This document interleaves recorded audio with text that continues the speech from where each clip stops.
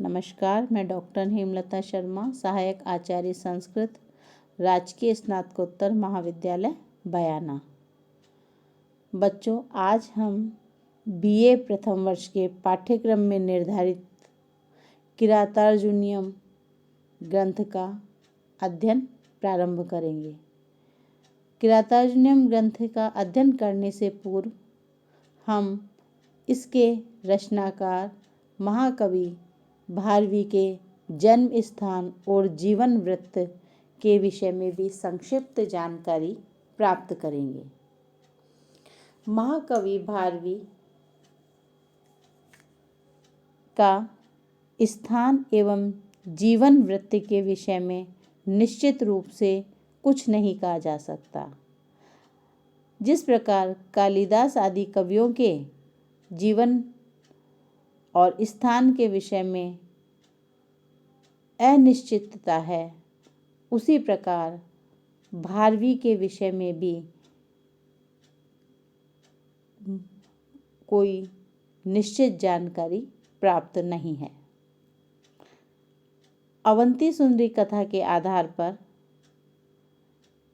अवश्य कुछ अनुमान किया जा सकता है। उसके अनुसार दंडी भारवी के प्रपौत्र और कौशिक नामक कुल के थे।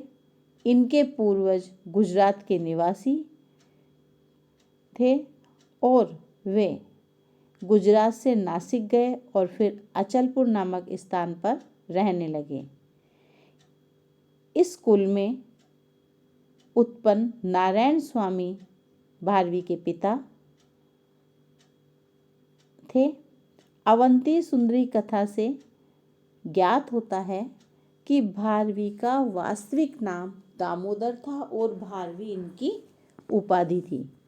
कोंकण के राजा अवनीति के पुत्र दुर्विनीत से भारवी की मैत्री थी। इससे यह अनुमान होता है कि भारवी दक्षिण भारत के नासिक क्षेत्र के निवासी थे। इनका अधिकांश समय कांची में व्यतीत हुआ होगा। 7वीं शताब्दी के पूर्वार्ध में एक प्रसिद्ध कवि के रूप में भारवी प्रतिष्ठित हो चुके थे। इस कारण 634 ईस्वी के ऐहोल के शिलालेख में इनको कालिदास के साथ परिगणित किया गया है। भारवी की प्रसिद्धि दक्षिण भारत तक ही सीमित थी। इस कारण उस समय तक उत्तर भारत तक इनकी प्रसिद्धि नहीं पहुंची। इसलिए सम्राट हर्षवर्धन के सभा पंडित बाणभट्ट ने इनके विषय में कहीं कोई उल्लेख अथवा जिक्र नहीं किया। भारवी के किरातार्जुनीयम महाकाव्य के वर्णित स्थानों के आधार पर कुछ विद्वान इनको उत्तर भारत का, तो कुछ मध्य भारत का, तो कुछ विद्वान समुद्र तटवर्ती प्रदेशों का निवासी बताते हैं।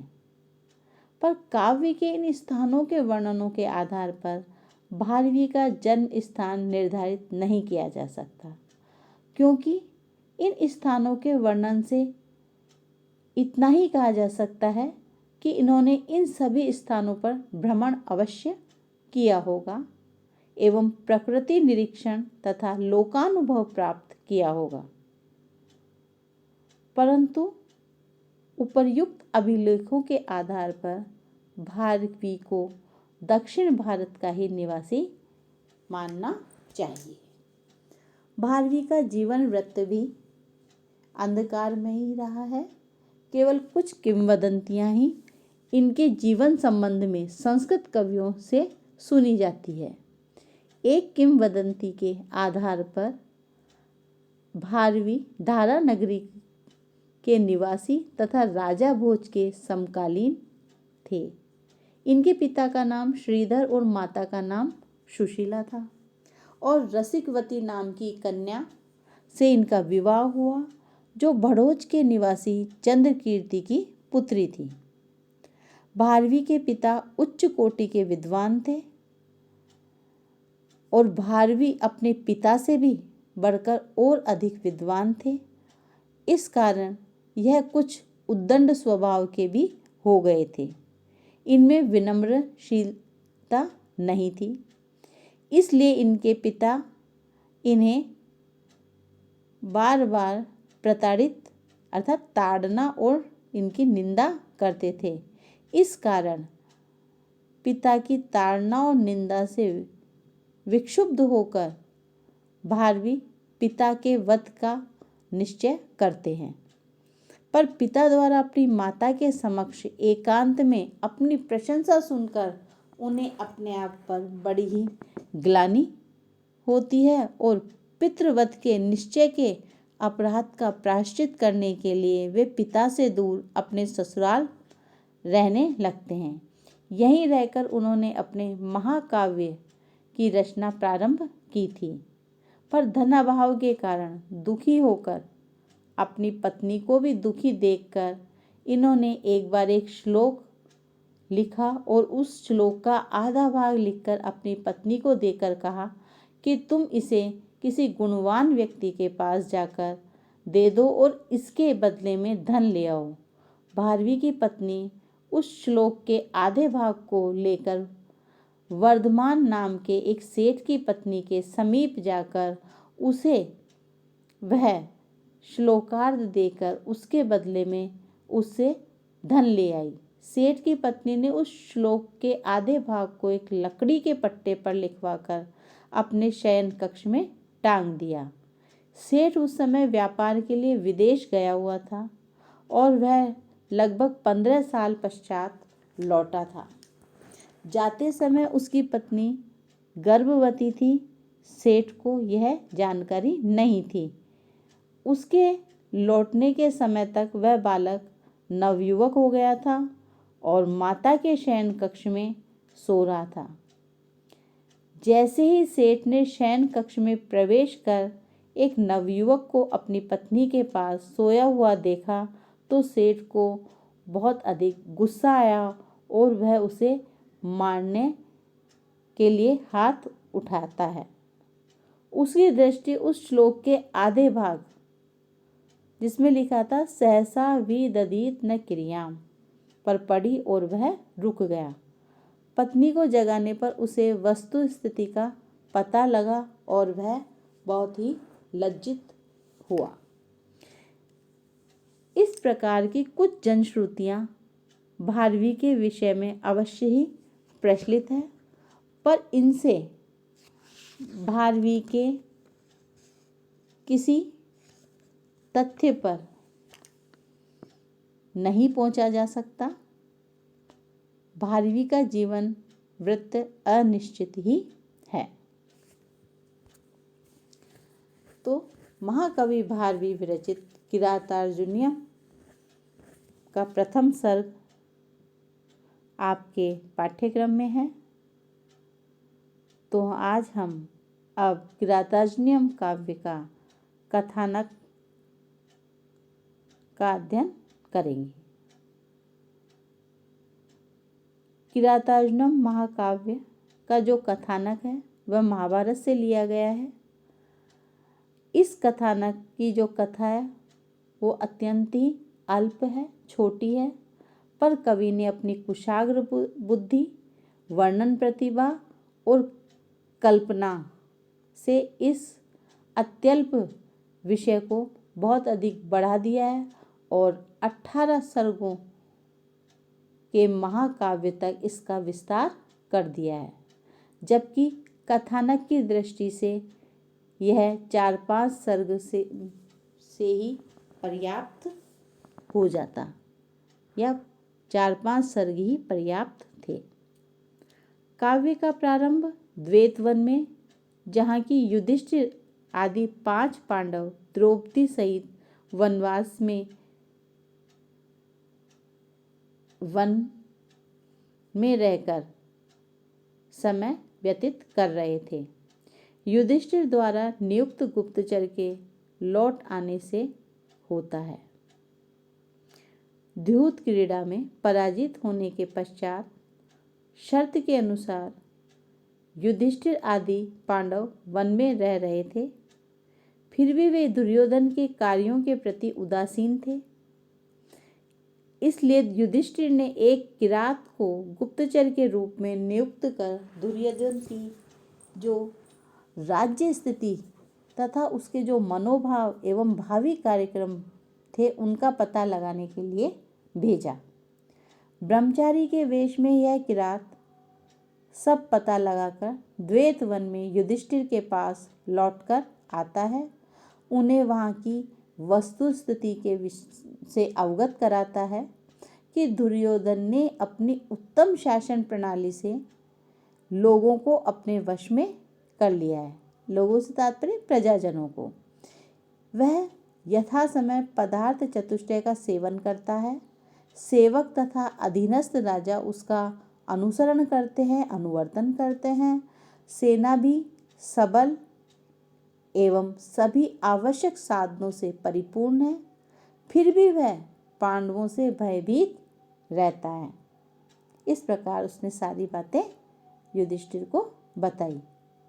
द्रौपदी समाचार से क्रुद्ध हुई और उन्होंने युधिष्ठिर को युद्ध के लिए प्रोत्साहित किया तथा अपनी दयनीय स्थिति का वर्णन करते हुए उनमें उत्साह जागृत करने का प्रयास किया।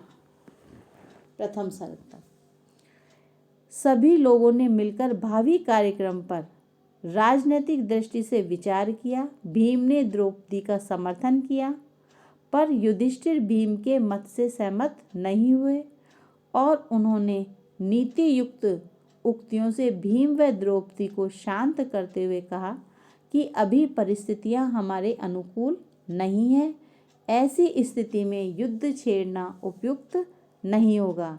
इसी समय वहाँ व्यासदेव आते हैं। यह दूसरे सर्ग। व्यासदेव ने बताया कि युद्ध होना तो अनिवार्य है, बिना युद्ध के दुर्योधन को उचित मार्ग पर लाना असंभव है। अतः युद्ध आरंभ के पूर्व आप लोगों को शक्ति संग्रह कर लेना चाहिए।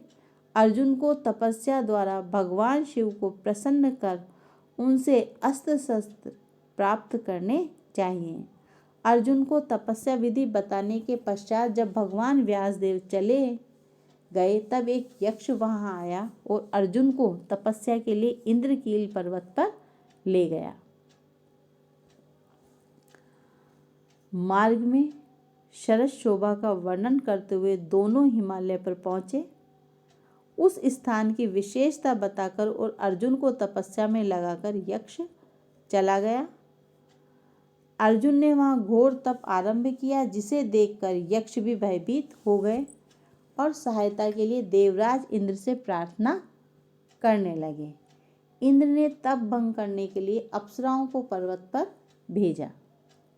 इंद्र की आज्ञानुसार गंधर्व और देवांगनाएं वायु मार्ग से इंद्रकील पर्वत पर पहुंची और वहां अपना घेरा डाल दिया। गंधर्वों एवं देवांगनाओं का वन विहार एवं उनकी काम क्रीड़ाओं का सरल एवं विस्तृत वर्णन कर कवि ने यहाँ उनके गंगा स्नान एवं क्रीड़ाओं का मनोरम वर्णन किया है।